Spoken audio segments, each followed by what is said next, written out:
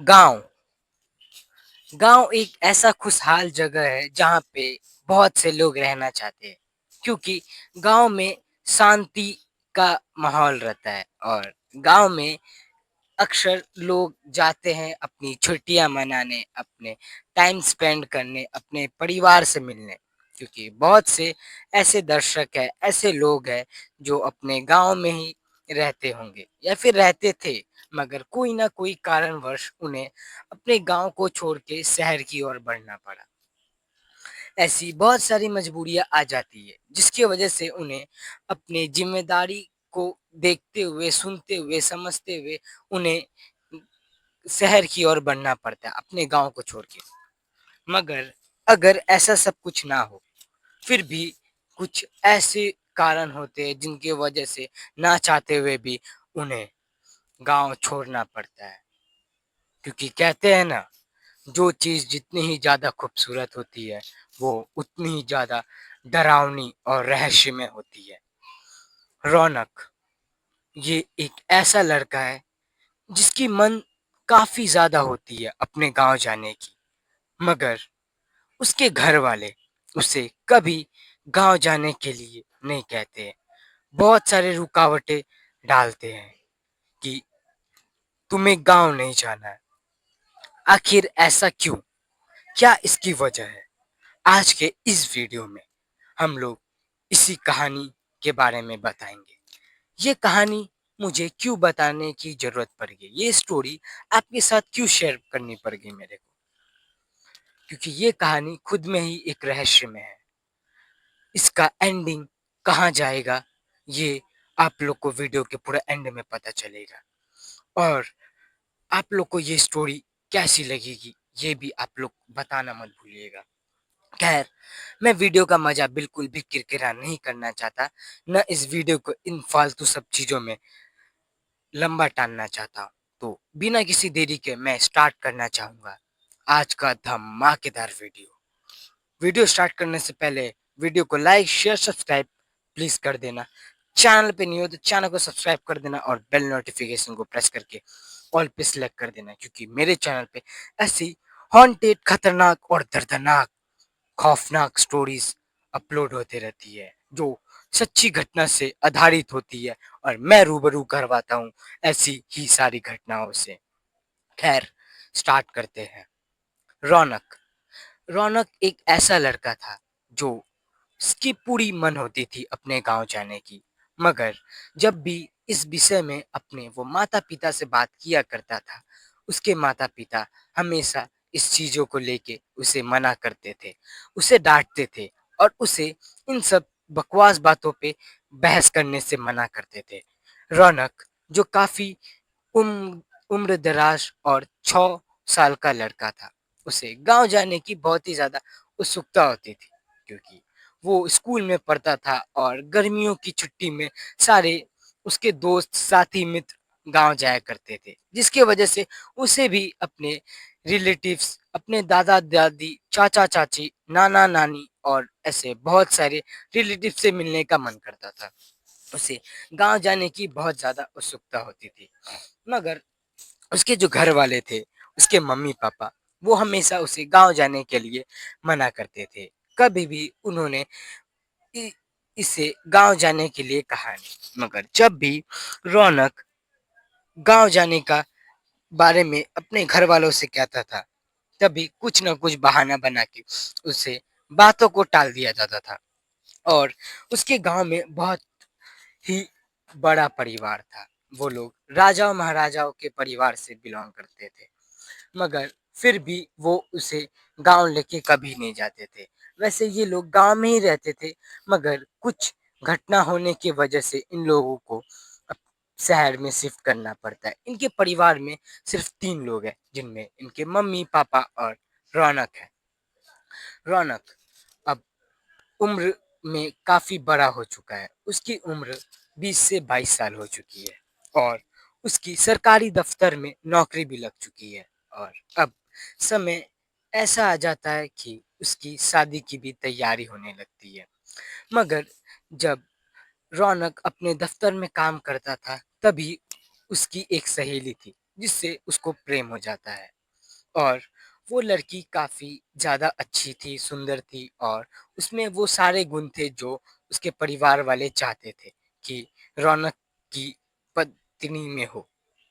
और इन सब चीज़ों में वो काफ़ी ज़्यादा विश्वास करते थे क्योंकि उन्हें मानना था कि लड़की मिले तो ऐसी मिले पूरे समाज के सामने करना चाहते थे, मगर उनकी लव मैरिज थी और यही चीज़ उन्हें कहीं न कहीं खाई जा रही थी, डर लग रही थी कि क्या घर वाले मानेंगे? वैसे जो लड़की थी उसका नाम रोशनी था और रौनक जो था उससे वही दफ्तर में अपने मिला था।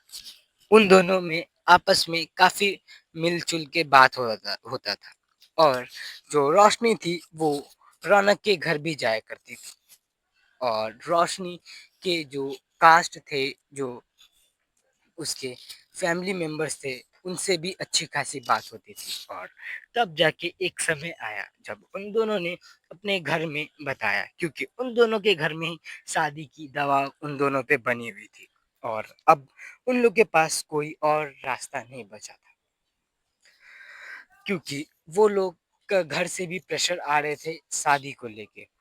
मगर फिर अचानक एक दिन जो रौनक है उसकी एक्सीडेंट हो जाती है, जस्ट छोटी सी एक्सीडेंट। तभी गांव से उसके दादी आती है उससे मिलने के लिए क्योंकि काफी समय हो गया था और उसकी जो दादी थी वो अपने पोते से मिलना चाहती थी, बहुत समय हो गया था। अब वो काफी बड़ा हो गया है और उसकी शादी की भी उम्र हो चुकी है, तो उसकी शादी के ही बारे में बात करने के लिए उसकी दादी आई। मगर वो इन सब चीज़ों से काफ़ी ज़्यादा हैरान होता है क्योंकि वो उसकी दादी बहुत समय बाद शहर आई थी। उनकी उम्र अभी कम से कम 72 साल है, 72 ईयर्स है, मगर वो जल्दी आती नहीं है और वो एक सवाल जो है उसके मन में हमेशा खटकता था। वो एक सवाल अपने दादी से पूछता है, दादी दादी आप मेरे को एक सवाल का जवाब दीजिएगा ना? तो दादी बोलती है, हाँ बोलो, क्या सवाल का जवाब चाहिए? क्या ऐसा प्रश्न है जिसका जवाब तुम्हें तुम्हारे घर वालों, तुम्हारी मम्मी-पापा से नहीं मिल पा रहा है, जिसका प्रश्न का उत्तर तुम मेरे से सुनना चाहते हो? तो वो कहता है, आखिर ऐसा क्या हुआ कि मेरे जो मम्मी-पापा हैं वो गाँव से शहर आ गए और आप लोग गाँव में ही रहते? वैसे तो हम लोग काफ़ी राजाओं-महाराजाओं के परिवार से हैं। जैसा कि मैंने अपने मम्मी-पापा से सुना है, मगर फिर हमें यहाँ पे क्यों आना पड़ गया? ऐसा क्या परेशानी हो गया जिसकी वजह से हमें यहाँ पे आना पड़ गया? और जब भी मैं गाँव के बारे में बोलता हूँ, मेरे घर वाले क्यों नहीं मानते हैं? मेरे को कभी भी क्यों ना भेजते हैं? गाँव नहीं भेजते मेरे को, क्यों? ऐसा क्या रीज़न है?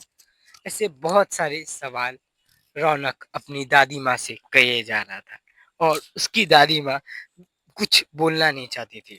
वो भी उनके मम्मी-पापा की तरह जवाब बदलते रहती थी। हमेशा उस बात को काटना चाहती थी। वो इस सवाल का जवाब नहीं देना चाहती थी। मगर आज रौनक काफ़ी ज़्यादा उत्सुक था और उसकी दादी ने उससे वादा किया था कि वो जो भी प्रश्न पूछेगा उसका जवाब उत्तर वो देगी। मगर उसकी दादी बात घुमाते हुए ये कहती है कि अरे तुम्हारे पापा जो है वो गाँव में नहीं रहना चाहते थे, तो वो शहर की ओर आ गए। इसीलिए वो नहीं तुम्हें जाने देते क्योंकि वो उनको लगता है क्योंकि जब तुम छोटे थे ना तो तुम्हारा तबीयत खराब हो गया था, बहुत ज़्यादा तबीयत खराब हो गया था और तब जाके डॉक्टर वॉक्टर को दिखाने के बाद पता चला कि तुम्हें गाँव में रहना ठीक नहीं है तुम्हारे लिए क्योंकि धूल वगैरह ज़्यादा होता है जिसकी वजह से तुम्हारा जो तबीयत है वो खराब हो सकता है और खराब रहता है। इसलिए तुम्हारे पापा और मम्मी ने निर्णय लिया कि वो लोग गाँव से दूर शहर में रहेंगे और होगा तो कभी-कभी जाएँगे। मगर अब उनको तुम्हारी टेंशन लगी रहती है क्योंकि उन्हें लगता है कि अगर तुम वापस गाँव जाओगे तो तुम्हारी तबीयत फिर से खराब हो जाएगी। धूप के वजह से, बालू-ओलू के वजह से ज़्यादा वहाँ पे गंदगी रहती है, इस वजह से। मगर रौनक कहीं न कहीं बात समझ चुका था कि ये नहीं हो सकता, ये सच्चाई नहीं है क्योंकि शहर में भी धूप होती है और यहाँ पे तो ज़्यादा गंदगी है और धूला-माटी तो इधर पे ज़्यादा रहता है। मगर उसकी दादी ने यही जवाब दिया और उसे अब पता चल चुका था कि कुछ भी हो जाए वो सच नहीं जान सकता है कि आखिर क्यों मेरे घर वालों ने गाँव से शहर की ओर आए। ऐसा क्या रीज़न था और क्यों वो लोग मुझे गाँव नहीं जाने देते? खैर, ये सब चीज़ के बारे में अब वो कुछ नहीं सोचना चाहता और वो अब गाँव जाना भी नहीं चाह रहा। उसकी मन तो काफ़ी है मगर वो अब क्या कर सकता है? उसके घर वाले उसे कभी भी गाँव नहीं जाने देते। वो इन सब चीज़ों के बारे में सोच ही रहा था, तभी उसके फ़ोन में रोशनी की कॉल आ जाती है और वो उससे बात करने के लिए चल जाता है और वो जाके बात करता है। तभी जाके उधर से रोशनी के फ़ोन से उसके पापा कॉल उठाते हैं और वो कहते हैं कि रौनक बेटा अपने पापा को कॉल दो। तब जाके उन रौनक अपने पापा को कॉल करता है और तब जाके उन दोनों के आपस के बीच में बात होती है क्योंकि उन दोनों को घर में पता चल गया था कि वो दोनों एक दूसरे से प्यार करते हैं। वैसे परिवार दोनों का काफ़ी अच्छा था तो रौनक के जो मम्मी-पापा हैं वो जो रोशनी के मम्मी-पापा हैं उनसे मिलने के लिए उनके घर जाते हैं। घर जाते हैं, घर जाने के बाद बात सब चीज़ तय हो जाता है कि हाँ, लड़की हमें पसंद है, लड़का भी उन्हें पसंद है। तो एंगेजमेंट वगैरह का दिन तय होने का तैयारी रहता है। मगर गाँव से कुछ लोग आने वाले थे क्योंकि ऐसे अचानक इन लोग की शादी और जो रौनक है वो गाँव में शादी करना चाहता था। मगर उसके घर वाले कभी नहीं मानने वाले थे, वो जानता था इसलिए उसने इन सब चीज़ों के बारे में बोला ही नहीं। उसने इन सब चीज़ों के बारे में बोलना छोड़ दिया। और गाँव से कुछ ही दिनों में उसके रिलेटिव्स के चाचा-चाची, दादा-दादी और बहुत सारे ऐसे अन्य रिलेटिव्स आ गए। उसकी देखते-देखते उसकी एंगेजमेंट की दिन आ गई और उसका एंगेजमेंट हो गया। मगर जब एंगेजमेंट हुआ एंगेजमेंट के कुछ दिन बाद ही उसकी रोड हादसा हो गई। उसके पैर में काफ़ी ज़्यादा चोट आ गई और जिसकी वजह से जो शादी की डेट है वो पोस्टपोन करनी पड़ी। कुछ दिन बाद रखनी पड़ी और घर में काफ़ी ज़्यादा परिस्थिति का माहौल था। सब लोग टेंशन में थे कि आखिर ऐसा कैसे हो गया? मगर फिर उन सब चीज़ों के बीच में दादी जो थी उन्होंने कहा कि ये जो हो रहा है वो सही नहीं हो रहा। ये होना नहीं चाहिए क्योंकि जब भी हमारे घर में कोई अच्छा उत्सव होता है या कोई भी खुशी की बात होती है तो हम काली माँ अपने काली माँ के मंदिर जाते हैं, अपनी कुल देवी के मंदिर जाते हैं। तो हमारे वहीं जाना चाहिए गाँव में और इन सब शादी वगैरह की प्रिय प्रक्रिया को आगे बढ़ाना चाहिए और वहाँ जाके रौनक देवी माँ का आशीर्वाद ले लेगा तो सही होगा। मगर ये इतना सुन के जो मेरी मम्मी थी वो काफ़ी ज़्यादा हैरान हो गई। मेरी मम्मी जो कभी भी मेरे को गाँव भेजने के लिए कभी भी हामी नहीं भर सकती थी और ना भेजना चाहती थी। मगर मेरे पापा जो थे वो भी मना ही कर रहे थे। मगर मेरी दादी को इतना कहने के बाद मेरी दादी ने कहा कि अच्छा ठीक है, कोई ना अभी नहीं मगर ये शादी जब हो जाए तब जाके जा सकते हैं। इतना सुनने के बाद कहीं न कहीं मेरे मन में थोड़ी-सी जो उत्सुकता थी वो निराशा में बदल गई। क्योंकि मेरे को अब यकीन हो चुका था कि शायद मैं अब कभी गाँव नहीं जा पाऊँगा क्योंकि इन फ्यूचर आने वाले वक़्त में अब गाँव जाने का मन भी नहीं रहेगा। क्योंकि मैं काम-धंधा में इतना बिज़ी हो जाऊँगा कि मेरे पास गाँव जाने का कोई समय ही नहीं रहेगा। ख़ैर जो भी हो, अब तो मना ही हो चुका था। फिर मैंने वो सारी चीज़ों को छोड़ के अपने शादी में ध्यान दिया। भले मेरी एक्सीडेंट हो गई थी जिसकी वज़ह से मेरी शादी पोस्टपोन्ड हो चुकी थी, मगर कुछ दिनों के बाद ही मेरी शादी हो जाती है।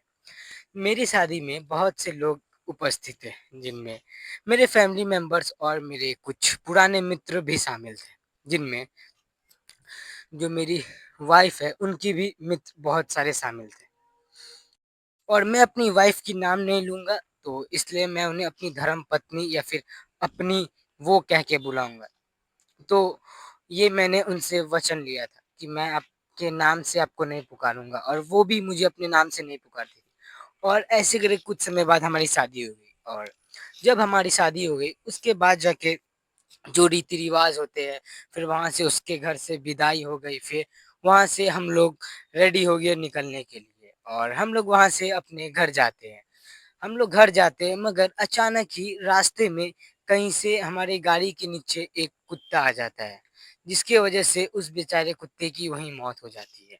और ये देख के कहीं न कहीं हमारे घर वाले और भी रिलेटिव जो भी थे वो डर गए थे और जो मेरी दादी थी उनका मानना था कि ये एक अपशगुन है क्योंकि हम लोग एक शुभ काम से आ रहे थे और ये ऐसे कुत्ते की मौत हो जाना वो भी हमारी गाड़ी से ये काफ़ी ज़्यादा अपशगुन है और इसलिए वो फिर से कहती है कि अब शादी भी हो चुकी है और हमें गांव जाना चाहिए अपनी कुल देवी के मंदिर। अपनी कुल देवी के मंदिर जाके हमें आशीर्वाद लेना चाहिए अपनी जो बेटा-बेटी है उसे भी आशीर्वाद दिलाना चाहिए, जिसकी वजह से हमारी ऊपर सारी जो कष्ट रहेगी, संकटता रहेगी, वो सारी चीज़ें उतर जाएगी। हम लोग इस सब चीज़ों से फ्री हो जाएँगे और बहू तुम टेंशन मत लो। बहू जो मेरी दादी है, वो मेरी मम्मी को कह रही है। बहू तुम टेंशन मत लो, जो हमारी कुल देवी है ना, वो हमारा बहुत अच्छे से ख़्याल रखेगी। कोई भी विपदा संकट आने से वो हर लेगी और हमें कुछ नहीं होने देगी। और जो हमारा पोता है, पोता यानी कि वो मुझे बताना चाह रही है, जो हमारा पोता है, उसे भी कुछ नहीं होगा। और ये सुन के कहीं न कहीं मेरे मन में बहुत सारी बात खटकने लगी क्योंकि वो लोग आपस में ही बात कर रहे थे। और मेरे पोते को कुछ नहीं होगा, इसका मतलब मैंने एक बार जाके अपनी दादी से अपने मम्मी-पापा के सामने पूछा, तो तभी उन लोगों ने बात पलटते हुए कहा, "अरे कुछ नहीं, वो तुम्हारी तबीयत खराब रहती थी ना, मैंने बताया था ना तुम्हें।" फिर मैंने कहा, "दादी आप झूठ बोल रहे हो।" खैर जो भी हो और उसके बाद जाके हमने वहीं पे वो बात खत्म की और फिर हम लोग तैयार हो गए निकलने के लिए, गाँव जाने के लिए। एक गाड़ी में एक गाड़ी में मैं, मेरी मम्मी, मेरे पापा, मेरी दादी और मेरी धर्मपत्नी बैठी हुई थी और फिर पीछे 2 गाड़ी में मेरे रिलेटिव्स बैठे हुए थे और फिर हम लोग निकल गए अपने गाँव की ओर। हमारा सफ़र जो था वो काफ़ी ज़्यादा लंबा और गहरा होने वाला था क्योंकि हमें काफ़ी समय लगने वाला था और वैसे भी शादी अटेंड करके हम लोग काफ़ी ज़्यादा थक चुके थे और उस दिन रात हो गई थी। तो हमने डिसाइड किया कि हम लोग क्यों ना एक होटल में रुकते हैं और फिर अगली सुबह निकलेंगे। और हम लोग एक होटल में गए और वहीं पे हमने पूरी रात बिताई। और जब हमने रात बिताई तभी जाके हम लोग में ये डिसाइड हुआ कि जो मेरी दादी थी उन्होंने मुझे बताया कि जो भी हो जब तक कुल देवी के दर्शन नहीं होता लड़का-लड़की साथ में नहीं रहेंगे। वो लोग साथ में नहीं एक कमरे में रहेंगे। और ये देख के कहीं न कहीं मेरा मुँह बन चुका था क्योंकि मैं सोचा था कि शादी के बाद तो अपने मज़े ही मज़े हैं, मगर ऐसा कुछ नहीं था। शादी के बाद जाके जो मेरे साथ मेरे पापा और मेरे और नाना-नानी जो भी थे रिलेटिव्स, मामा थे, वो मेरे साथ सोए थे और जो मेरी वाइफ़ थी, वो मेरी मम्मी और मेरी दादी के साथ दूसरे कमरे में थी। और वैसे करके हमने खाना खाया, हमने ढेरों सारे गप्पे लगाए और मैं काफ़ी ज़्यादा थक गया था, तो सब लोग ही अपने कमरे में जाके सो गए। और फिर अगली सुबह हुई और जब अगली सुबह हुई तो अब वक़्त आ चुका था हमें अपनी मंज़िल की ओर, अपनी गाँव की ओर बढ़ने का और मैं काफ़ी ज़्यादा उत्सुक था क्योंकि बहुत बचपन से मैं अपने गाँव नहीं गया था। करीबन 21-22 साल की इंतज़ार के बाद 21-22 साल के इंतज़ार के बाद जाके अब वो घड़ी आने वाली थी, जब मैं अपने गाँव जाऊँ। क्योंकि मैंने सुना था कि जो मेरे गाँव है, मेरे गाँव में हमारे जो दादी है ना, जो दादा-दादी थे, वो लोग काफ़ी अमीर परिवार से थे। वो लोग राजाओं-महाराजाओं वाली ज़िंदगी जीते थे और कहीं न कहीं मेरे मन में था कि मैं भी वो राजाओं-महाराजाओं वाली ज़िंदगी क्या जी सकता हूँ? क्या व्यर्थ कर सकता हूँ अपनी ज़िंदगी, वो राजाओं-महाराजाओं वाली? मेरे मन में ये थी। तो ख़ैर जो भी हो और मेरे दादा तो थे नहीं, मेरी जो दादी थी। ख़ैर फिर वहाँ से हम लोग निकल गए, अपने मंज़िल की ओर और फिर हम लोग अपने मंजिल की ओर निकले। तभी जाके जब मैं अपने गाँव की सीमा पे पहुँचा, जब मैं अपनी गाँव की सीमा रेखा पे पहुँचा ना, तभी जाके अचानक हवाएँ उठने लगी। मौसम जो काफ़ी सुंदर सुहाना था, वो अचानक एक खतरनाक रूप ले लिया। मतलब ऐसा लग रहा था कि कोई है जो वहाँ पे आ रखा है। कुछ डरावना जैसा सीन हो गया था। मगर जो मौसम था वो काफ़ी ज़्यादा एक बार में ही बदल गया। जैसे ही मैंने सीमा में एंटर किया था, जैसे अपनी जो मेरा स्टेट था वो स्टेट के अंदर में घुसा, वैसे ही सारा माहौल एकदम डरावना हो चुका था। कुछ तो अजीब हो रहा था, कुछ तो अजीब लग रहा था। मगर ख़ैर मैंने उतना ध्यान नहीं दिया, क्योंकि और उधर ही मेरे मम्मी जो थी, मम्मी-पापा वो काफ़ी ज़्यादा डरे हुए थे। और जब मैंने पूछा कि हुआ क्या? वो आप लोग इतने डरे हुए क्यों? तब उन्होंने मुझे एक जवाब दिया कि नहीं, नहीं ऐसा कुछ नहीं है, हम लोग कोई डरे हुए नहीं हैं। बस इतना ही सुना और फिर हमने गाड़ी आगे की ओर बढ़ा लिया और आगे चलते-चलते फिर एक जगह पे हमारी गाड़ी रुक गई। और जब मैं नीचे उतर के देखा तो मेरे सामने एक महल खड़ा था। महल, वो बहुत बड़ा मकान था, एक महल था, उसे महल ही कह सकते हैं, मकान तो नहीं कह सकते, क्योंकि वो बहुत बड़ा महल था। और वहाँ पे हम उतरे।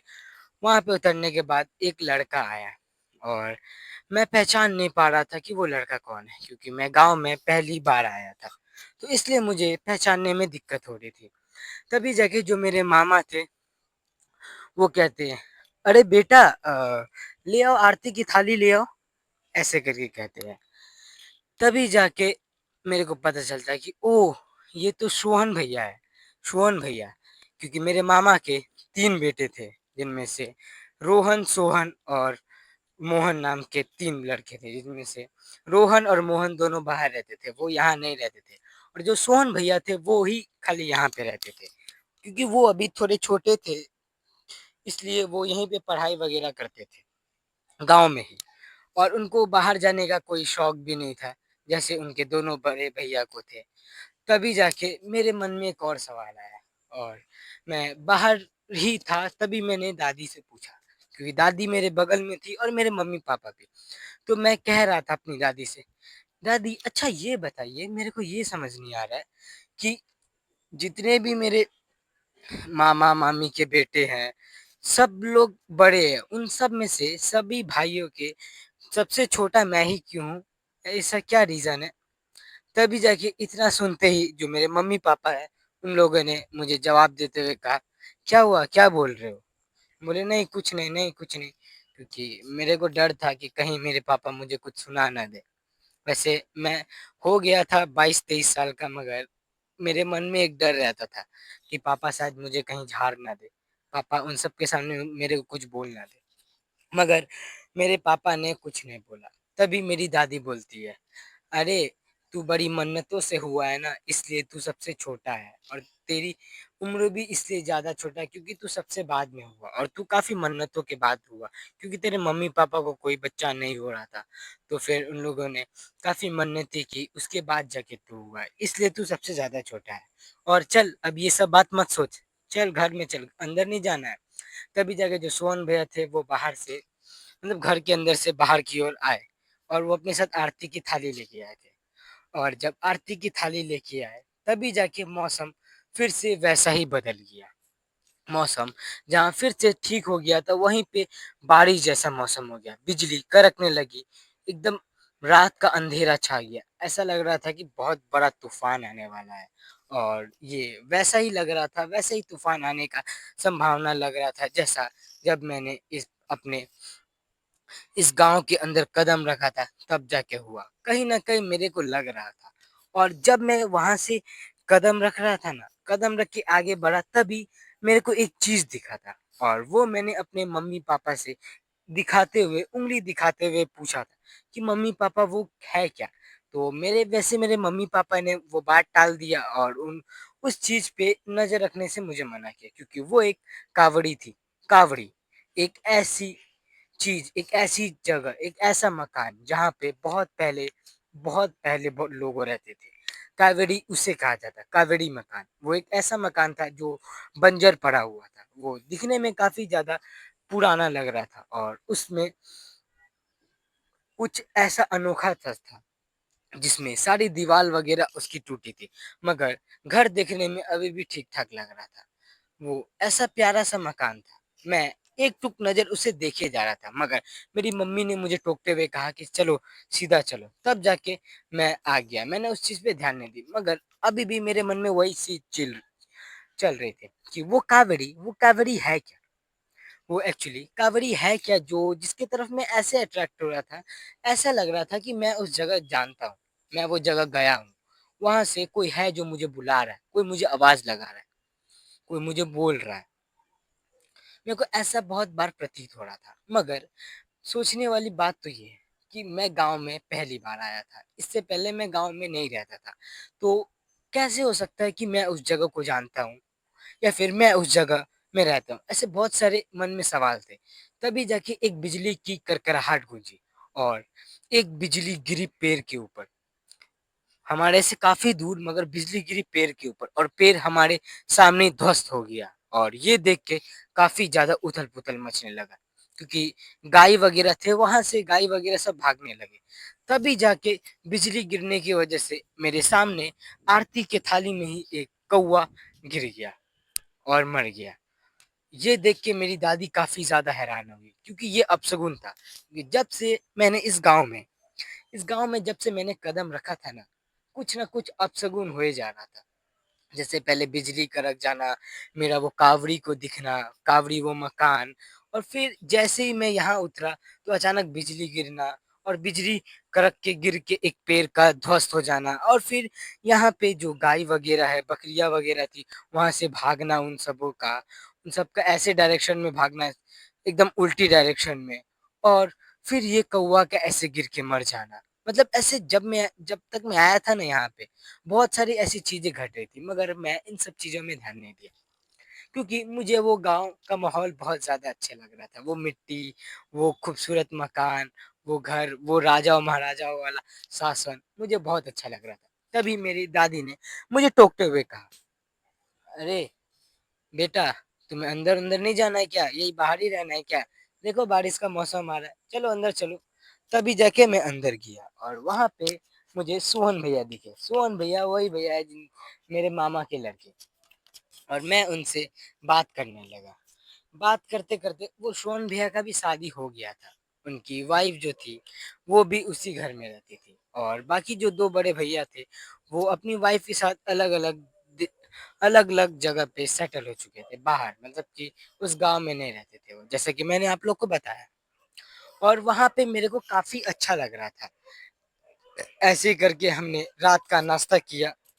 रात का नाश्ता करने के बाद, रात के खाना खाने के बाद फिर हम लोग सो गए, और मेरे को लग रहा था कि आज मैं अपनी वाइफ़ के साथ सोऊँगा, मतलब हमारी सुहागरात होगी, मगर ऐसा कुछ नहीं था। मेरी दादी ने मुझे सख्त मना कर दिया था कि जब तक सारी रीति-रिवाज, रस्में खत्म नहीं हो जाती है, तब तक अलग ही रहना है। दोनों अलग-अलग कमरे में सोएँगे।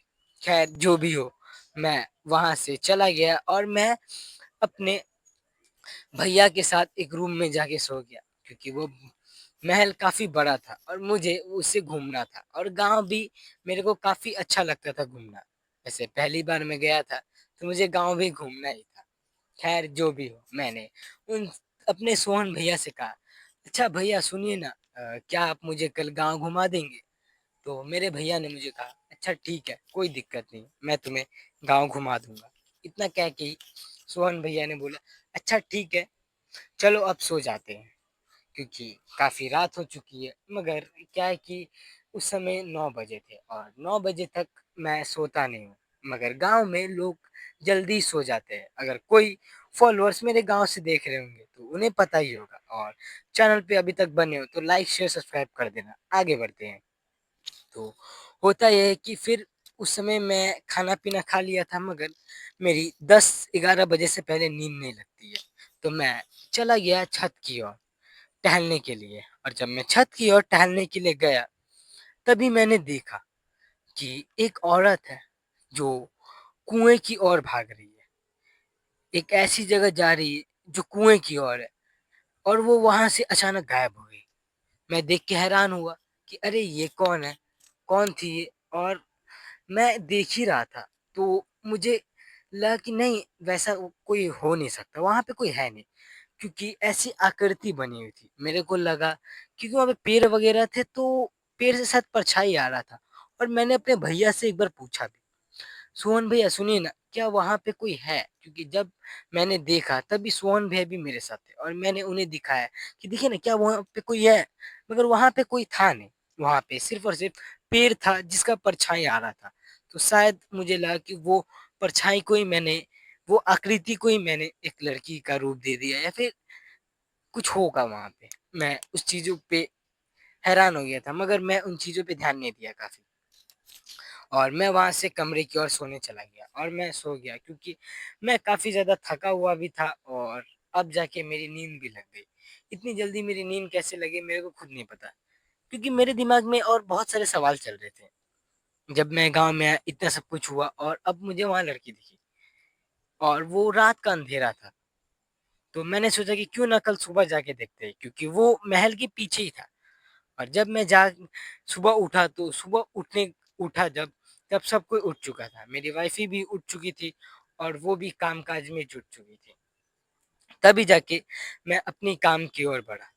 मैं सुबह उठ के ब्रश करने लगा और जब मैं ब्रश करने के लिए मैं ब्रश वगैरह ले ही रहा था, तभी मेरे भैया ने मुझे दिखाते हुए कहा, "चलो मैं दिखाता हूँ तुम्हें कि कहाँ तुम्हें जाना है, ब्रश करने के लिए और नहाने के लिए।" और मुझे वो वही जगह पे ले गए, जहाँ पे सुबह रात में मैंने देखा था वहाँ पे किसी की आकृति। वहीं पे सुबह में मेरे भैया मेरे को लेके गए और जब मैं वहाँ पे गया तब मैंने देखा कि वहाँ पे एक कुआँ है और आस-पास में पेड़ वगैरह है और वहीं पे अंदर में एक बाथरूम है जहाँ पे लेडीज़ वगैरह नहाती है और जितने भी जेंट्स वगैरह हैं वो सब बाहर नहाते हैं। वैसे ये हैरान करने वाली बात सिर्फ़ मेरे लिए थी क्योंकि गाँव वगैरह में सब वैसे ही होता है, सब खुले में स्नान करते हैं। मतलब औरतें एक कमरे में करती है, एक रूम में बाथरूम में करती है मगर मर्द जितने भी है वो सब खुले में स्नान वगैरह करते हैं। ख़ैर मैं वहाँ से बोला अच्छा ठीक है, इतना कह के मैं वहाँ से चला गया। मैंने वहाँ पे स्नान-वान किया, अपना तैयार हुआ, तैयार होने के बाद जाके फिर मैं गाँव घूमना चाहता था, गाँव देखना चाहता था। मगर मेरे जो मम्मी-पापा थे उन्होंने मुझे सख्त मना कर दिया था इस घर से निकलने के लिए क्योंकि वो महल बहुत बड़ा था तो उन्होंने मुझे कहा कि कल हम लोग कुल देवी के मंदिर जा ही रहे हैं और हमें अब ज़्यादा दिन नहीं रुकना है, 2 से 3 दिन के अंदर ही निकल जाना है। और ये सुन के मैं हैरान हो गया क्योंकि मुझे वहाँ पे रहने का काफ़ी मन था अभी तक। आए हुए हमारे ज़्यादा समय भी नहीं हुआ था और मेरी मम्मी-पापा गाँव से निकलने की ही बातें कर रहे थे क्योंकि उनके मन में हुए सारे हादसाओं का चल रहा था, जो भी हादसा हुआ था और वो यहाँ से निकलना चाहते थे क्योंकि वो लोग तो चाहते ही नहीं थे कि मैं कभी यहाँ पे आऊँ, गाँव में आऊँ। मगर मैं ही आना चाहता था और मेरी दादी के इतना सब कुछ कहने के बाद ही जाके मेरे को परमिशन मिला कि मैं अपने गाँव में आ सकूँ। मगर जब मैंने सुना कि मुझे 2-3 दिन में ही घर जाना पड़ेगा तो कहीं न कहीं मैं उदास हो गया। क्योंकि मैंने सोचा था कि अपनी वाइफ़ के साथ मैं यहाँ पे घूमूँगा और होगा तो 1-2 सप्ताह रुकने के बाद ही जाऊँगा। और अब जाके मुझे 2-3 दिनों में निकलना पड़ेगा। ख़ैर जो भी हो मेरे मम्मी-पापा का डिसीज़न जो था एकदम अटल था, अब वो बदल नहीं सकता था। मेरे पास सिर्फ़ 2-3 दिन थे और मैं उन 2-3 दिनों में ही एकदम उन 2-3 दिनों को ही यादगार बनाना चाहता था। और मैंने सोच लिया था कि जो भी हो मैं शेड्यूल बना लूँगा और कल हम लोग जा ही रहे हैं मंदिर कुल देवी के दर्शन करने के लिए, तो कल ही मैं पूरा गाँव घूम लूँगा और आज मैं अपना काम कर लेता हूँ, घर में घूम लेता हूँ और ये जो महल है उसे भी देख लेता हूँ। ख़ैर जो भी हो, ऐसे ही करते-करते हमारी रात बीत गई। रात हुआ और जब मैं रात को सो रहा था ना, मतलब रात को सोने से पहले जब मैं वापस ऊपर टहलने के लिए गया और मेरे को वॉशरूम जाना था। तो जब टहलने के लिए छत पे गया तो वहाँ से फिर मैं वहीं कुएँ की तरफ गया क्योंकि वहीं पे बाथरूम था और जब मैं स कुएँ की तरफ गया अपना वॉशरूम कर लिया तब जाके मैं वापस महल की ओर आया। और जब मैं महल की ओर आया तब मैंने देखा कि एक औरत है जो दौड़े जा रही है और दौड़ के जाके कुएँ के अंदर कूद गई और ये देख के मैं हैरान हो गया। मैं ज़ोर से चिल्लाने लगा, "अरे बचाओ, बचाओ, बचाओ!" तभी जो सोहन भैया थे वो मेरे पीछे आया और मैं कुएँ के अंदर कूदने ही वाला था। मतलब कुएँ के अंदर से देख रहा था कि कैसे उस लड़की को बचाया जाए। तभी मेरे सोहन भैया मुझे टान के कुएँ से दूर किए और तभी मेरे पापा और भी रिलेटिव्स चाचा, दादा जो भी थे, मामा वो लोग आ गए और जैसे वो लोग आए उन लोगों ने मुझे खींच के घर के अंदर महल के अंदर लेके गए और जब मुझे महल के अंदर लेके गए तब जाके कुछ समय शांत होने के बाद जाके मैं सिर्फ एक ही चीज बड़बड़ाया जा रहा था कि अरे उस लड़की को बचाओ वो कुएं में गिर चुकी है, उस लड़की को बचाओ उस कुएं में गिर चुकी है। मैं ये बड़बड़ाए जा रहा था क्योंकि मेरे को काफ़ी ज़्यादा डर लग चुका था क्योंकि जो लड़की को देखा मैंने वो मेरे सामने ही कुएं में कूद गई और तभी जाके मेरे जो मामा थे वो जाके चेक करते हैं और वहाँ जाके चेक करने के बाद फिर वो वापस आते हैं और जब वो वापस आते हैं तभी मैं उनसे पूछता हूँ अरे क्या हुआ, वो लड़की मिली, वो लड़की बची, ऐसे करके मैं पूछने लगता हूँ। तभी वो मुझे बोलते हैं अरे वो लड़की बगल की घर में ही रहती है। इस महल के बगल में एक कुटिया था, एक छोटा-सा घर था, जो एक गरीब परिवार का था। वो वहीं रहती है और वो लड़की पागल है। वो हमेशा ऐसे ही करती है, इस कुएँ में कूद जाती है और खुद ही जाके पाइप्स पकड़ के वो ऊपर निकल जाती है। तो डरने की कोई बात नहीं है, वो लड़की हमेशा डेली ऐसे करती है। तो तभी मुझे याद आया कि अरे! कल में भी मैंने एक लड़की को देखा था, जो कुएँ की तरफ ही जा रही थी। शायद ये वही लड़की नहीं थी क्या? क्योंकि तभी जाके मेरे जो चाचा थे, वो मुझे कह रहे थे कि नहीं वो कोई लड़की नहीं थी, वो छलावा थी, छलावा। और वो इतना कहते ही वो चुप हो गए। तभी मेरे मम्मी-पापा ने उनकी बात दबाते हुए कहा, "छलावा? क्या बोल रहे हो आप लोग? चलो, चलो रात हो गया है, चलो।" और मैं जानना चाहता था कि छलावा? ये क्या है? छलावा क्या होता है? मैं गाँव वगैरह में नहीं रहा था काफ़ी, तो मुझे इन सब चीज़ों के बारे में बिल्कुल नहीं पता था। मगर मेरे को जानना था कि ये छलावा होता क्या है? छलावा क्या है? मगर उन सब चीज़ों को वहीं पे दबा दिया गया, उन बातों को। जो भी हुआ उसे रफ़ा-दफ़ा किया गया और हम लोग रात में सोने चले गए। रात में जब हम लोगों ने सो गए, फिर सुबह हम लोग उठते हैं। सुबह उठने के बाद वही सारे काम वग़ैरह करना स्टार्ट कर दिया था हम लोगों ने। क्योंकि सुबह में हमें अपनी कुल देवी के दर्शन करने जाना था। वहीं पे जितनी भी रस्में वग़ैरह है, वो पूरा करना हमें जाना था। तभी जाके हम लोग तैयार हुए। मगर हम लोग कोई कार से नहीं जाने वाले थे। हम लोगों ने मोटरसाइकिल का उपयोग करना था क्योंकि वो मंदिर बहुत ही अंदर की ओर था और वहाँ पे कार ले जाना संभव नहीं था। क्योंकि कुल देवी के दर्शन करने के लिए हमें पैदल या फिर बाइक से ही जाना पड़ता है क्योंकि जगह रास्ता उतना चौड़ा नहीं था और गाँव वगैरह में ऐसा होता है कि रास्ता उतना अच्छा नहीं होता है, ऊबड़-खाबड़ रास्ता होता है। वैसे शहर में भी कुछ उतना ख़ास नहीं होता है, पर गाँव की हालत तो और ज़्यादा ख़राब होती है। तो हम लोगों ने डिसाइड किया कि हम लोग बाइक से ही जाएँगे। हमारे पास हम लोगों ने 10 बाइक अरेंज की जिसमें एक बाइक में मैं और मेरी वाइफ़ और दूसरे बाइक में जो है उनमें सोहन भैया जा रहे थे हम लोग साथ में। और जितने भी रिलेटिव्स थे वो सब लोग आगे ही निकल चुके थे। क्योंकि अब बारी थी हम लोग की क्योंकि मेरे मम्मी-पापा मुझे कहे कि चलो साथ में ही चलो।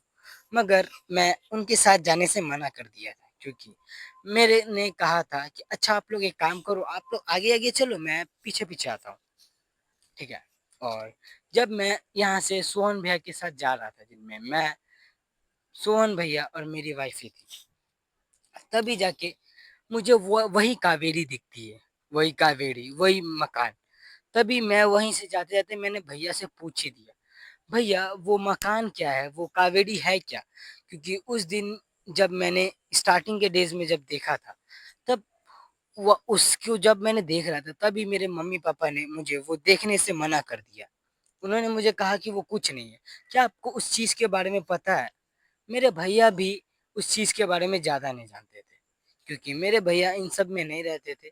मगर हाँ, मेरे भैया कहते थे कि वो बहुत ही पुराना है। जब से मेरा जन्म हुआ तब से मैं देख रहा हूँ, तब से वो ऐसे ही कंजर पड़ा हुआ है। अब इसका रीज़न क्या है, इसका क्या है, मेरे को कुछ पता नहीं है। मगर ये सब क्यों हो रहा है, इस ये कंजर ऐसे क्यों पड़ा है, इसका चीज़ के बारे में मेरे को नहीं पता था। वो ऐसे ही हड़बड़ा रहे थे और मैंने उनसे कहा कि अच्छा ठीक है भैया, ठीक है, कोई दिक्कत नहीं है। कहीं न कहीं मेरे को इससे इतना तो प्रतीत हो चुका था या इतना तो पता चल चुका था कि मैं गाँव में कोई न कोई रीज़न है, कोई न कोई अवश्य कारण है, जिसकी वजह से मैं अपने गाँव में नहीं रहता हूँ या मेरे परिवार वाले यहाँ से चले गए गाँव से। कोई कारण है और ये कारण सबको पता है सिवाय मेरे ही, क्योंकि मेरे को ही इसका कारण नहीं पता है कि क्या कारण हो सकता है। खैर, मैं उस बात पे उतना ध्यान नहीं दिया और मैं निकल गया आगे की तरफ। ऐसे ही करके फिर मैं अपने मंदिर पहुंच गया, जहाँ पे हमारी पूजा वगैरह सब स्टार्ट हुआ। और कुछ समय के बाद पंडित जी ने के वहाँ पे मैं गया और वहाँ पे जाके हमने आशीर्वाद लिया। और जब मैं पंडित जी के वहाँ पे गया तो वो पंडित जी ने अपने गले से एक माला उतारी, एक ताबीज, और उन्होंने उतार के मेरे गले में पहना दिया। और उन्होंने मुझे कहा कि बेटा, ये द्रव्य माला है, ये द्रव्य ताबीज है, जो दादा परदादाओं ने मेरे परदादा ने मेरे दादा को, मेरे दादा ने मेरे पापा को और मेरे पापा ने मुझे दी। और अब मैं ये तुम्हें दे रहा हूँ, क्योंकि मुझसे ज़्यादा तुम्हें इसकी अभी ज़्यादा ज़रूरत है। और इतना कह के ही मैं उनका आशीर्वाद लिया और मैंने आखिर में पूछा भी कि ऐसा क्यों बाबा, आप मुझे क्यों दे रहे ये वाला ताबीज? मैं ऐसे ही लटपटाते हुए कहा, क्योंकि मेरे को वहाँ पे जो भोजपुरी भाषा थी वो उतनी आती नहीं थी, तो मैं हिंदी में कह रहा था मगर वो भोजपुरी में बोल रहे थे। मगर मेरे को उतना अच्छा से भोजपुरी नहीं आता था, क्योंकि मैं गांव वगैरह तो गया नहीं था। इसलिए मैं उनकी बात को समझ के उस पे रिप्लाई देने में मेरे को थोड़ी दिक्कत आ रही थी। यही कारण था कि मैं थोड़ा लड़खड़ा के बोल रहा था। खैर, जो भी हो, मैं वहां से ले लिया और फिर मैं वहां से निकलने लगा, क्योंकि सब काम हो चुका था। और निकलने से पहले ही वापस से वही माहौल हुआ। वही फिर आंधी उठने लगा, तूफान उठने लगा, फिर वही बिजली कड़कने लगे, फिर से वही चीज वापस से दोहराया।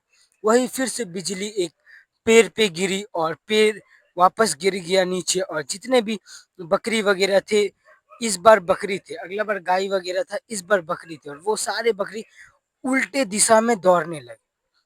और ये सिर्फ और सिर्फ क्यों हो रहा था मेरे साथ, मेरे आने के बाद ही, या ये पहले से ऐसा होता था, मेरे को इस बात का बिल्कुल भी भनक नहीं था। वहीं मेरे माता पिता को इस बात की काफी ज्यादा चिंता लगी रहती थी कि अब क्या होगा, अब क्या होगा। मेरे माता पिता का बस चलता तो मुझे यहाँ से सीधा अपने शहर लेके चल जाते, मेरे को घर भी नहीं जाने देते। मगर जो भी हो, पंडित जी ने उन्हें समझाया कि कोई दिक्कत नहीं है, दुर्गा माँ का आशीर्वाद है इस बच्चे पे, और मैंने अपना तावीज़ भी दे दिया है, जिसकी वजह से ये को कुछ नहीं होगा, ये ठीक रहेगा। मैंने ये बात सुन ली थी। फिर वहाँ से सब लोग निकल गए। सब लोग निकले तो मेरे मम्मी-पापा भी बोले कि साथ में चलो। वहीं मैं और मेरी वाइफ़ और मेरे भैया, हम लोग फिर से वापस से साथ में निकले। और इस बार मैंने अपने भैया को भी बोल दिया था कि भैया, एक काम करो, आप घर चले जाओ, ठीक है? और मैं घर देख लिया हूँ, मेरी अपनी वाइफ के साथ, तो मैंने अपना घर देख लिया है और मैं गुम नहीं हूँगा, मैं आ जाऊँगा। और इतना मैं 2-3 बार कहा तो फिर वो भी मान ही गए। और इधर फिर मैं निकल गया अपनी वाइफ के साथ एक्सप्लोर करने, जगह घूमने, गाँव, क्योंकि मेरी वाइफ गाँव की तरफ से नहीं थी और उसे काफ़ी अच्छा लग रहा था, गाँव का माहौल काफ़ी अच्छा, उसका कल्चर काफ़ी पसंद आ रहा था मेरी वाइफ़ को। फिर हम लोग वहाँ से निकले, और वहाँ से निकले ना तो फिर हम लोग आगे जा रहे थे, सुनसान रास्ता था। और अचानक कैसे तो मुझे वही वापस से अदौड़ी मिल गई। अदौड़ी, एक ऐसा मकान जो पूरा कंजर हो, टूटा-फूटा, वो उस मकान को अदौड़ी बोलते हैं। दौड़ी, अदौड़ी, मतलब ऐसे बहुत सारे वर्ड्स जो है बोला जाता है। अदौड़ी, एक ऐसा मकान जो काफ़ी टूटा-फूटा हो और बहुत बरसों पुराना हो। ख़ैर, मेरे को कहीं न कहीं वहाँ से एक ऐसा महसूस हो रहा था कि वहाँ पे कोई एनर्जी है जो मुझे अपनी तरफ आकर्षित कर रही है।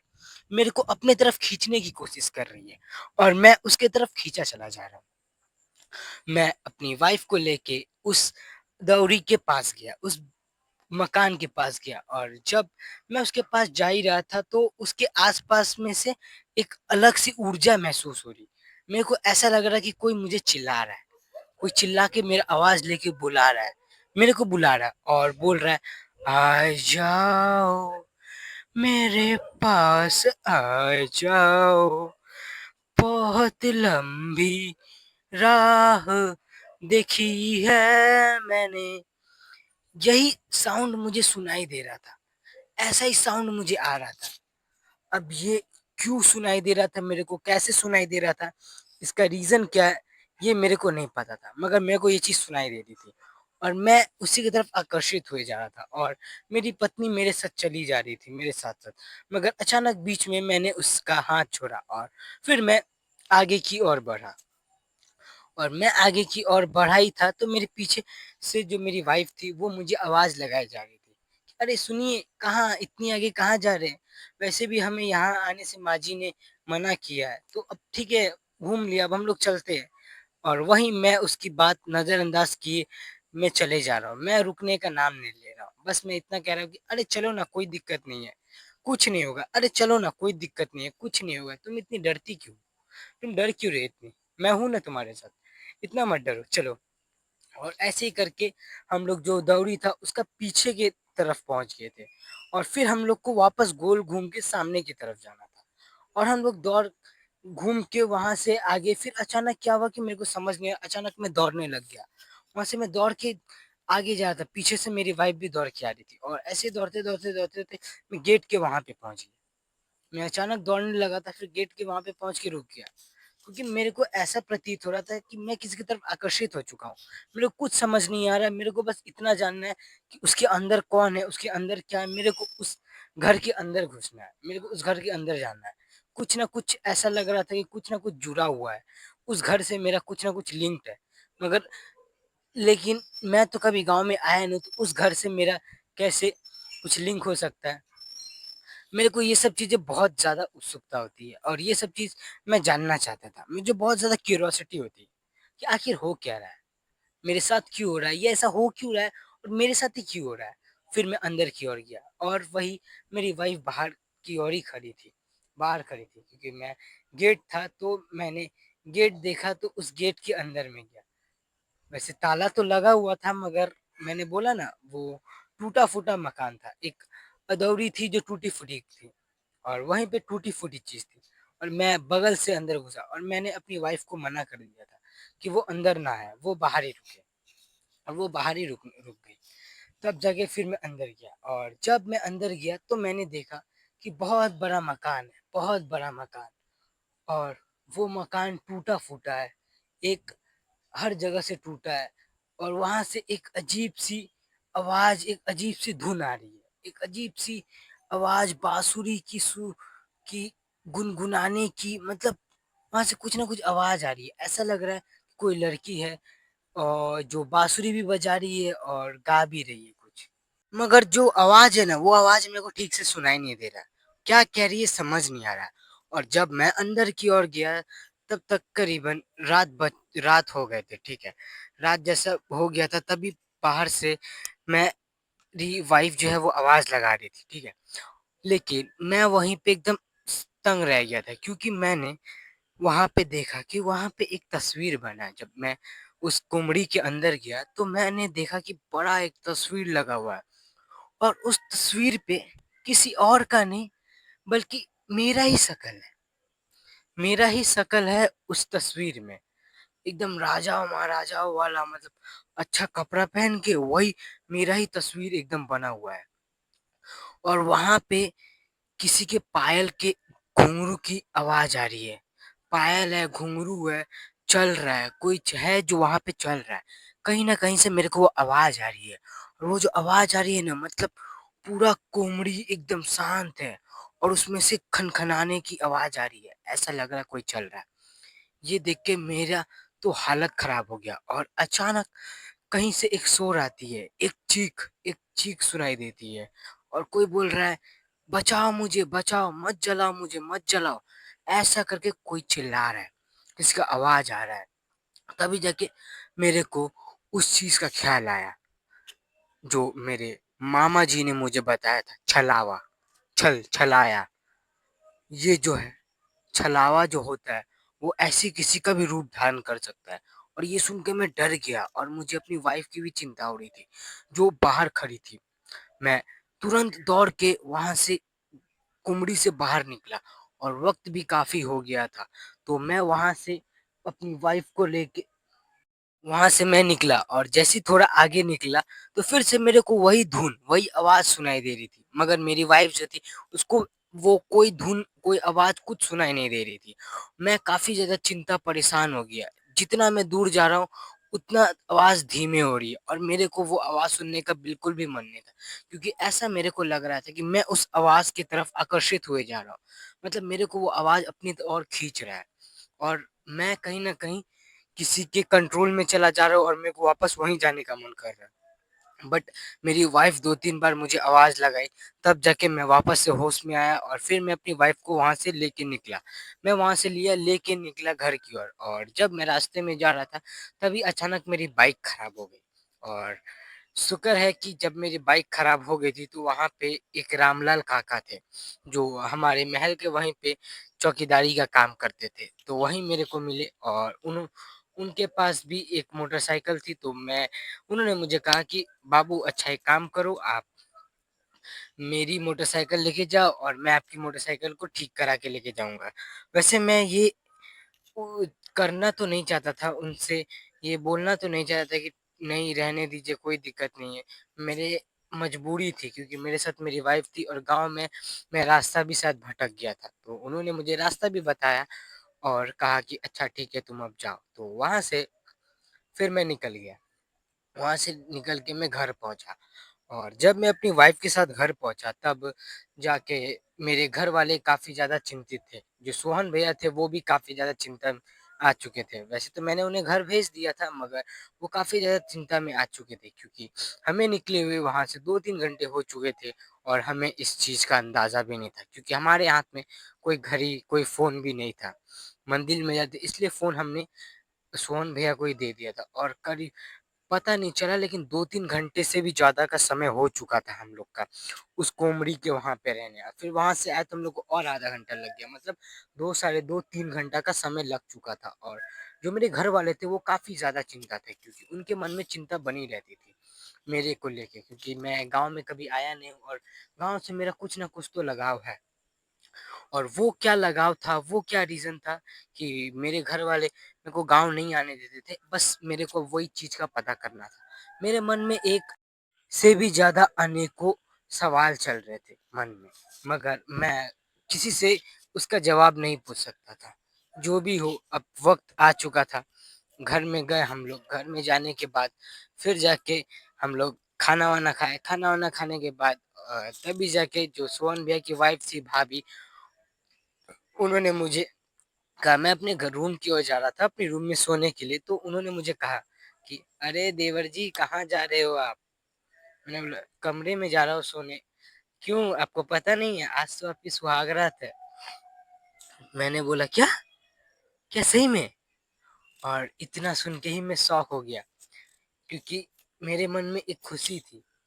मैं मुस्कुरा रहा था क्योंकि कहीं न कहीं मेरे को ये चीज़ करनी थी, मतलब मेरे को वाइफ़ के साथ टाइम स्पेंड करना था क्योंकि हमने बहुत दिनों से शादी के बाद जाके हमने टाइम स्पेंड नहीं किया था। इधर-उधर के दौड़-भाग में काफ़ी लंबा समय भी हो गया था और हमने साथ में वक़्त भी नहीं बिताया था। इन सब चीज़ों में कितने सारे दिन निकल गए थे और जो हमारे रीति-रिवाज और रस्में थे, जिनकी वज़ह से हम लोग साथ में ठीक से बात भी नहीं कर पाते थे और इतने सारे सवालों मेरे मन में चल रहे थे, उन सभी का जवाब भी मुझे जानना था, मगर किसी का जवाब नहीं मिल रहा था। मैं इसी सब चीज़ में परेशान था, मगर जब मुझे पता चला कि आज मैं अपनी वाइफ़ के साथ रहूँगा, तो मुझे कहीं न कहीं खुशी हुई इस बात की और फिर मैं अपने कमरे की ओर गया। तब जब मैं अपने कमरे की ओर गया, तो मैंने देखा जैसे हनीमून के लिए जैसे सब कुछ सजाया जाता है, वैसे ही घर वग़ैरह सजाया हुआ है।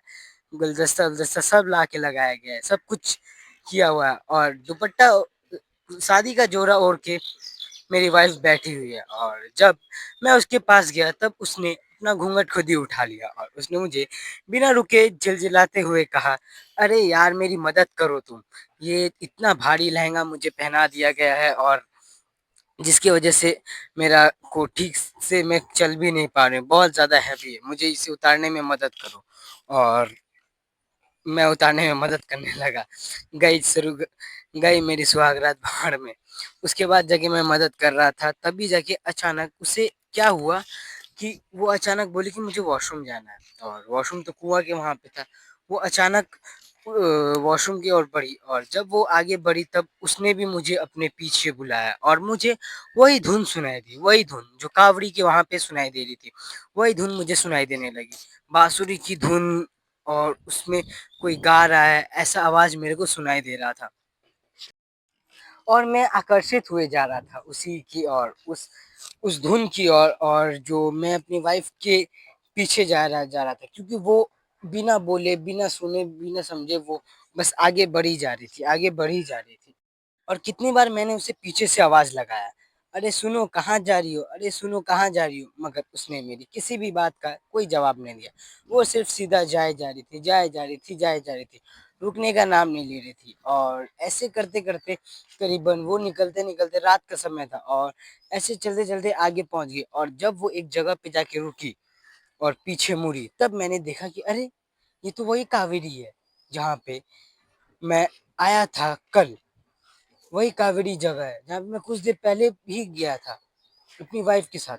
मगर अब यहाँ पे क्या करने आ गई? और मैं उसे आवाज़ देने लगी, "अरे! तुम यहाँ पे क्या करने आई हो?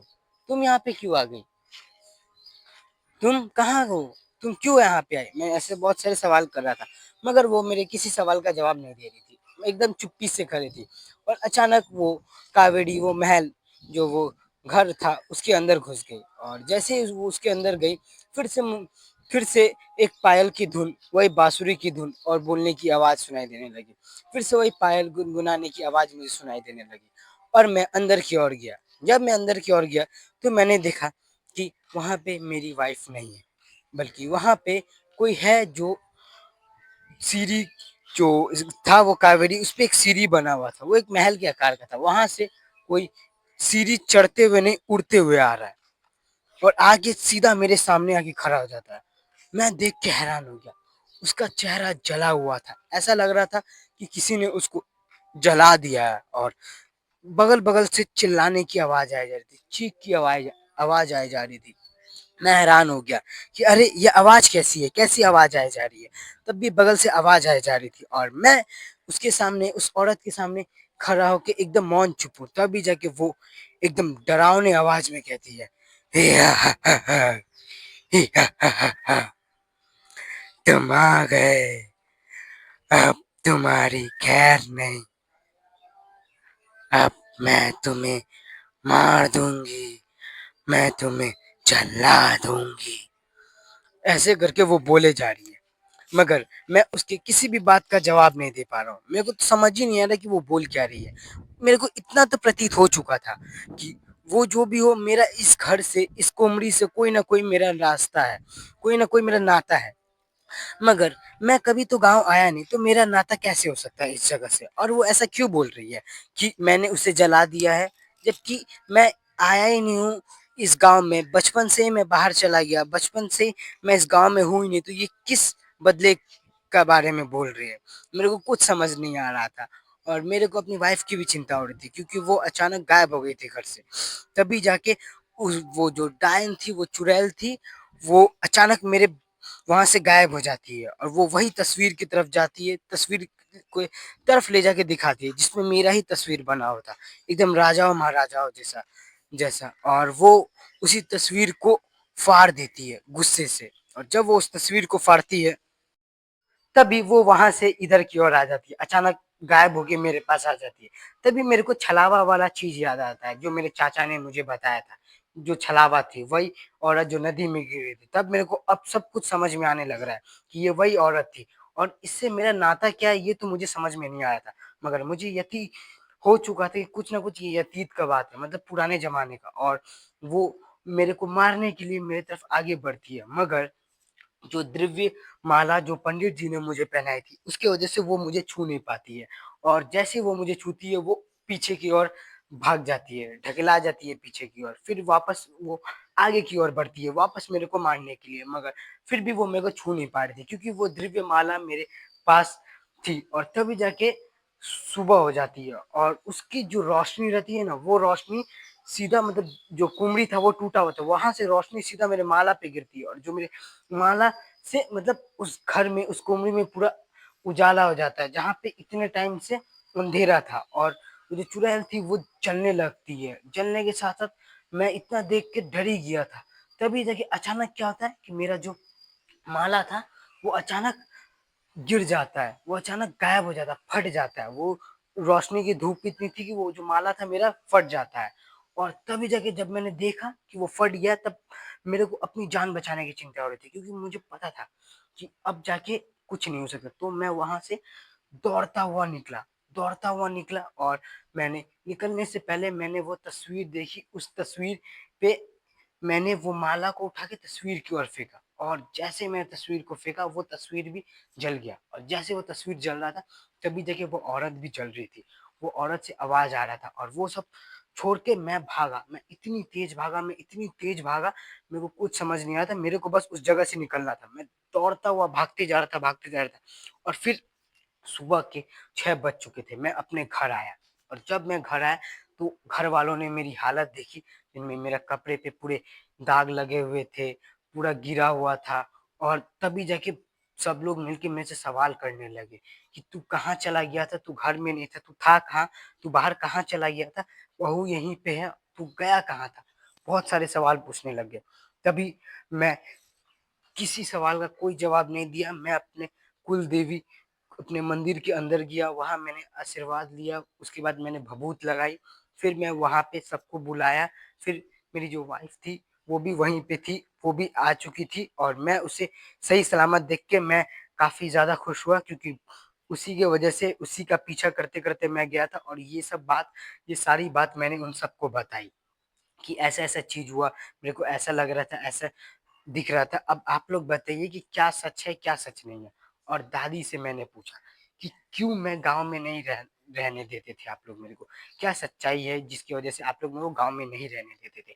और वो तस्वीर किसकी थी जो मैंने देखी थी, क्योंकि वो मेरी तस्वीर तो नहीं थी। इतना तो मुझे पता था कि वो तस्वीर मेरी नहीं है। अगर वो तस्वीर मेरी नहीं है तो वो तस्वीर है किसकी। ऐसे सवाल मैंने पूछने लगा, मगर कोई मेरे सवाल का कुछ जवाब नहीं दे रहा था। तभी मैंने कहा मेरे को पता है कि कुछ ना कुछ ये पुराना जन्म से रिलेटेड है, क्योंकि आप सब लोग को सच्चाई पता है, मगर मुझे कोई सच्चाई नहीं बताना चाहता था। कोई मेरे को नहीं चाहता है कि मैं सच्चाई जानूं कि क्या सच्चाई क्या है। मगर मैं पूछना चाहता हूँ, मैं जानना चाहता हूँ कि आखिर हुआ क्यों, क्यों मेरे साथ ऐसा हुआ, उस कॉमरी की तरफ मैं क्यों अट्रैक्ट हुआ, वो क्या है, वो चीज क्या, वो चुड़ैल मेरे को दिखी क्यों, सिर्फ मेरे को ही क्यों दिखी। और वो धुन मुझे क्यों सुनाई देती है, मेरे को समझ नहीं आ रहा। तभी जाके मैं इतना ज्यादा हैरान हो गया था। तभी जाके अचानक मैं बेहोश हो गया, और जब मेरी आंख खुली, सुबह के दोपहर के करीबन 2 बज चुके थे, और सब लोग मेरे को घेर के खड़े थे। फिर मैं उठा, उसके बाद जाके भी मैंने वही सवाल का जवाब पूछा। तब मेरी दादी ने मुझे जो बताया, वो सुन के मैं काफी ज्यादा हैरान हो चुका था। उन्होंने मुझे बताया कि वो जो तस्वीर है वो तेरे दादाजी की है, और ये बात 70 से 80 साल पुरानी है। जब हमारा भानगढ़ का किला एक था, उसमें जो तेरे दादाजी थे उनकी उम्र 18 से 19 साल हुई होगी। तभी जाके उनसे एक पाप हो गया था, और वो पाप, वो जो श्राप है, वो श्राप अभी तक हमारे गांव में चलता है। वो श्राप ये था कि जब उनकी उम्र 19 साल थी, तभी वो एक औरत से प्रेम करते थे, एक लड़की से प्रेम करते थे। वो, उसकी जो लड़की थी, वो घर घर में जाके झाड़ू पोछा बर्तन वगैरह करती थी, और वो बांसुरी बजाती थी। तुझे जो धुन सुनाई देती है वो वही लड़की की धुन है। मगर ये घर वालों को किसी को भी मंजूर नहीं था। और जो तेरे दादाजी थे, वो, उनको रियासत चाहिए था, वो लड़की नहीं। और वो गर्भवती भी हो चुकी थी। इसी की वजह से उस लड़की को हमारे परिवार ने, इस कुल के परिवार ने उस लड़की को जिंदा जला दिया, जिसके वजह से वो जाते जाते वो श्राप दे गई कि जिस भी परिवार, हर जनरेशन में, हर परिवार में तुम लोग का एक शख्स होगा जिनकी फेस, जिनका शरीर गुण, जिनका शकल सब कुछ मिलेगा, और फिर से वो हर एक साल आएगी और उसे कुल को पूरा नाश कर देगी, बर्बाद कर देगी। इनफैक्ट मतलब ये है कि वो सबको मार देगी। पूरा हम लोग का जनरेशन खत्म कर देगी। जिसका भी तस्वीर मिलेगा मेरे दादाजी से, तो मेरे दादाजी से तस्वीर मेरा ही मिलता था। तो वो जो तस्वीर जो मैंने देखी थी वो किसी और की नहीं, मेरे दादाजी की थी। और मेरी दादाजी का देहांत बहुत पहले ही हो चुका था और ये बात मेरे को पता नहीं थी। मेरे को ये पता थी और ये रहस्य जो है, इसीलिए मेरे मम्मी पापा, मेरे गांव वाले सब लोग, मेरे घर वाले सब लोग मेरे को गांव से दूर रखते थे, क्योंकि उन्हें पता था कि अगर मैं गांव जाऊंगा तो मेरी जान जा सकती है। जो ये जो श्राप है वो मेरे ऊपर ही आएगा, क्योंकि वो तस्वीर, वो चेहरा मेरे से ही मिलता जुलता है। इसीलिए मेरे घर वाले, मेरे मम्मी पापा, मेरे रिलेटिव्स सब लोग मेरे को दूर रखते थे उस तस्वीर, उस गांव से, क्योंकि ये जो चेहरा है ये मेरे दादाजी का है। कहीं ना कहीं वो श्राप जो है वो मेरे ऊपर भी लग गया है, क्योंकि वो चेहरा अब मेरे दादाजी का अब मेरा चेहरा है। इसलिए वो जो परछाई है, वो चुड़ैल है, वो आके मेरे से बदला लेना चाहती है और ये श्राप हम लोग का तब तक चलेगा जब तक वो वहां पे जिंदा है। मगर फिर मैंने बताया उनको कि जब मैं वहां से आया, जो माला मुझे पंडित जी ने दिया था उसकी वजह से मैं बच पाया आज में। और जब मैं निकल रहा था तभी जाके वो माला मैंने उस तस्वीर की तरफ फेंका और उस तस्वीर में की वजह से वो जो आत्मा थी वो जल गई। तब जाके मेरे घर वालों को राहत मिली और वो घर का जो श्राप था वो खत्म हुआ, क्योंकि उस तस्वीर में ही उसकी आत्मा बसी थी। क्योंकि बहुत सारे पंडित पुजारी लोग मिलके जब जलाया था उसको, तो उसकी राख को उसी तस्वीर में रख दिया गया था। और वो जो महल है वो मेरे परदादा का था, इसीलिए उसे कोमड़ी कहा जाता है और इसलिए वो ऐसा है क्योंकि उस पूरे महल को जला दिया गया था। मगर जब मैं इस घर में प्रवेश किया, इस पूरे पूरे गांव में प्रवेश किया, तब जाके उसकी आत्मा में और ज्यादा शक्ति आ गई। तब जाके वो वापस से वहां से आजाद हो गई, मुझे मारने की कोशिश करने लगी। तो ये कहानी यहीं पे खत्म होती है। तो गाइस, ये स्टोरी आप लोगों को कैसी लगी आप लोग मुझे बताइएगा। ये स्टोरी मैं इसलिए बनाया था कि वैसे ये स्टोरी रियल इंसिडेंट पे बेस है, ठीक है, क्योंकि ये इसमें रियल इंसिडेंट भी है और कुछ इंटरेस्टिंग और मजेदार बनाने के लिए मैंने कुछ इमेजिनरी पार्ट्स भी डाले हैं, जिसकी वजह से आप लोग को और रोमांचक लगे और बढ़िया लगे आप लोग को, ठीक है, वीडियो आप लोग को और अच्छा लगे। आप लोग वीडियो देखो मेरे, क्योंकि बहुत कम लोग होते हैं जो इतनी लंबी वीडियो को इतनी लास्ट तक देखते हैं। आई होप गाइस आप लोगों को वीडियो पसंद आया होगा। ठीक है, वीडियो पसंद आया तो वीडियो को लाइक करना, चैनल पे नहीं तो चैनल को सब्सक्राइब कर देना, बेल नोटिफिकेशन को प्रेस करके ऑल पे सिलेक्ट कर देना, कि मेरे चैनल पे ऐसे मजेदार और इंटरेस्टिंग वीडियोस अपलोड होते रहते हैं। ठीक है, आई होप बहुत कम लोग होंगे जो अभी तक देख रहे होंगे। अभी तक देख रहे हैं आप लोग वीडियो तो thank you so much, like कर देना। और मैं बता रहा हूँ कि अभी कुछ टाइम तक तो लॉन्ग वीडियोस आएंगे, मगर बहुत जल्दी जब हमारा करीबन 3000 4000 वॉच आवर कंप्लीट हो जाएगा, चैनल मोनेटाइज हो जाएगा, उसके बाद जाके मैं छोटे छोटे 3D इमेज से बने हुए क्लिप्स अपलोड करूंगा जो काफी ज्यादा वायरल जाते हैं। ठीक है, वो आप लोग को ज्यादा बढ़िया रहेगा। तब तक ले मैं मिलता हूँ अगले वीडियो में किसी नए टॉपिक के साथ। तब तक ले bye bye, take care and be safe.